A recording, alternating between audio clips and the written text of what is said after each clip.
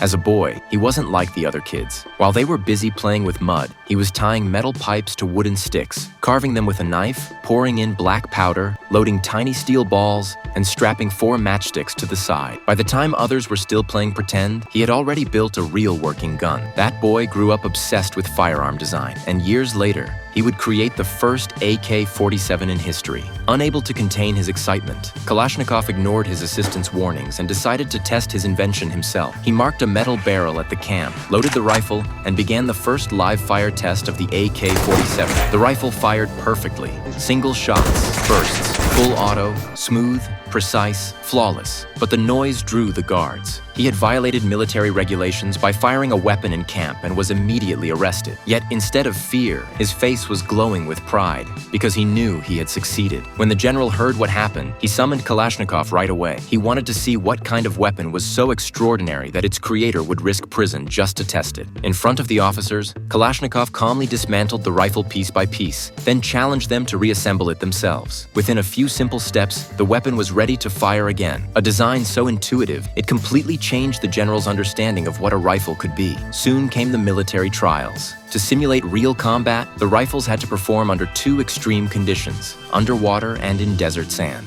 One by one, the competitors failed. Some jammed after a single burst, others bolts locked up when filled with dust, but not the AK. Whether in water or sand, single fire or full auto, it hit every target with unshakable precision.